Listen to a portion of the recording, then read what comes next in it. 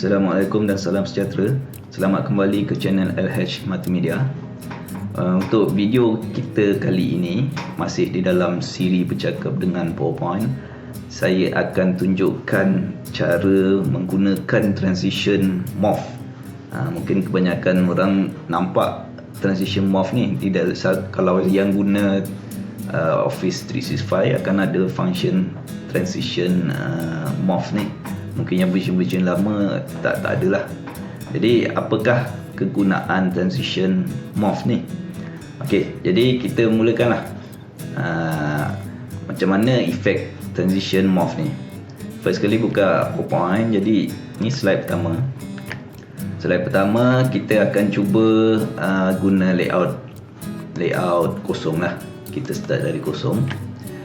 Okey.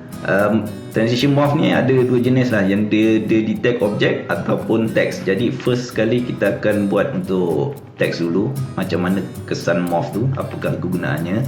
Jadi daripada blank slide ni kita akan insert text box.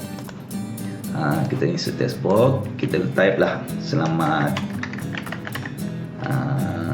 huruf besar lah, selamat datang. Okey, jadi teks ni kita besarkan, centerkan. Okey, ini slide pertama. Transition morph ni berkesan apabila bertukar lah dari slide 1 ke slide 2, baru kita nampak efek. Jadi kalau kita nak buat slide kedua, sama ada kita nak duplicate tulisan yang sama ataupun create new slide lah. Okey, new slide. Jadi yang kedua ni terpulang pada kita lah, nak perkataan lain atau perkataan yang sama. Tapi kalau kata nak perkataan lain, kita boleh insert perkataan lain lah. Insert text box sini. Selamat datang ke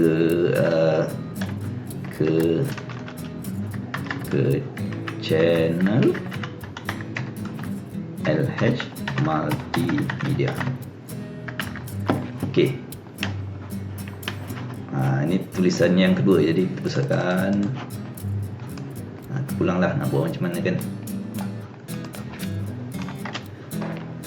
Centerkan. Okey, efek dia transition ni kita akan jumpa dekat dalam ni lah, transition. Kita akan jumpa transition morph ni. Tapi kalau version yang lama 2016 ke bawah tu mungkin tak adalah. Siapa yang pakai 365 akan adalah function ni, transition morph ni. Okey, kita try apply yang kedua ni pada transition morph. Okey, kita nampak tak bila kita test kat sini, bila kita next dia macam fade biasa kan, dia tak detect. Maksudnya macam fade out biasa je. Jadi kenapa dia jadi begini adalah sebab setting dekat effect option ni. Okey, effect option ni dia ada 3 jenis. Sebenarnya 2 lah, ni lebih kepada perkataan lah. Objek ni kalau dia detect objek yang sama, maksudnya slide 1 ada objek tu, slide 2 pun ada objek tu. Words pula dia detect pada perkataan yang sama. Kalau kita tengok slide 1 ni selamat datang, slide 2 ke channel LH Multimedia ni kan tak ada perkataan yang sama. Jadi dia pun tak detect. Okey, cuba apabila kita apply effect character. Nampak tak? Apabila kita apply character ni, selamat datang ni ada huruf A kan? Ada huruf A. Slide kedua ni pun ada huruf A. Ada huruf apa lagi? L kan? Jadi dia detect tulisan yang sama atau karakter huruf yang sama, dia akan morph kan. Jadi kalau kita preview, dia akan jadi macam inilah. Next, nampak tak? Dia detect huruf yang sama, dia akan pergi pada slide yang baru tu. Itu morphnya. Okey, ini contoh pertama kalau kita buat effect option karakter. Okey, andai kata yang perkataan yang kedua ni pula lebih kepada sama tulisannya, selamat datang tadi kan, selamat datang. Selamat datang, katalah font ni tiba-tiba kita besarkan, besar lagi kan, selamat datang macam ni. Yang ni 1, yang ni 2. Okey, yang ini transition untuk slide kedua ni, morph ni, transition morph. kita try ubah kepada words. Tengok tak apa dia jadi. Dia apabila saya preview selamat datang, apabila kita pilih morph untuk words, dia akan ikut macam ni, selamat datang. Okey, jadi lebih nampaklah perkataan yang macam tadi, karakter lebih pada setiap huruf ni. Itu tengok option kita pilih apa. Itu adalah transition morph. Berbelit-belit sebut transition morph. Okey, sekarang saya nak tunjuk untuk effect option object pula. Okey, macam mana nak buat. Jadi yang ni harap semua fahamlah tentang morph ni. Macam mana untuk teks ni kena pilih antara karakter ataupun words. Words ni maksudnya slide 1 dan slide 2 ada perkataan yang sama. Kalau karakter ada huruf yang sama, nanti dia akan ubahlah. Okey, jadi kita delete dulu yang ini. Kita akan pergi pada objek. Objek ni lebih kepada gambar, image atau icon kan. Jadi kita try buat contoh. Kita try insert shape. Kita try buat bulat.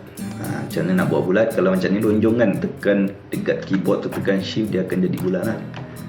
Nanti kita centerkan dekat dalam PowerPoint ni mesti ada guide. Nampak tak? Kalau guide ni center ni, maksudnya dia betul-betul di tengah. Okey, seterusnya kita buat lagi satu shape. Insert shape, katalah 4 segi di sebelah sini, 4 segi lah. Okay. 4 segi. Jadi slide 1 dan slide 2 mesti ada salah satu image ni lah, gambar ni. Jadi kalau nak buat contoh, kita buat try macam gini lah. Paling simple, kita copy gambar ni, ataupun nak paling senang kita duplicate lah. Kita duplicate, klik kanan kat sini, duplicate slide. Jadi kita dapat 2 slide yang image sama ni kan. Okey, sekarang sama ada kita nak ubah kedudukan, kita boleh ubah kedudukan ni. Jadi yang slide seterusnya ni, yang kedua ni, kita ubah kedudukan, katalah pindah di sini, dipindah sini, dan kita applykan transition morph ni, tapi dengan efek objek. Nampak tak? Jadi apabila kita preview, apabila kita next, dia akan bergerak macam ini. Itu adalah morph. Okey, kalau nak cantik lagi, nak cantik lagi, katalah ini gambar yang pertama ni, dia morph ni boleh detect size besar kecil, dia akan morphkan yang cantik lah. Jadi kalau macam ni, contohlah bulat ni kita besarkan, besarkan di sini, kita letaklah kat tengah-tengah, ni besar kan. Okey, yang kedua pula 4 segi ni pula pun kita besarkan juga. Okey, kalau nak sama tekan shift kita besarkan, jadi letak center. Jadi apabila kita preview ni, kita dah letak morph, effect option object. Tengok tak? Ini hasilnya. Jadi apabila slide pertama, katalah yang bulat ni besar, kita nak ubah kepada yang ni, slide kedua dia akan pindah, yang ni jadi kecil, ni jadi besar. Itu masuk morph. Morph dia mengubah physical image objek tu lah, tapi pastikan image-nya sama.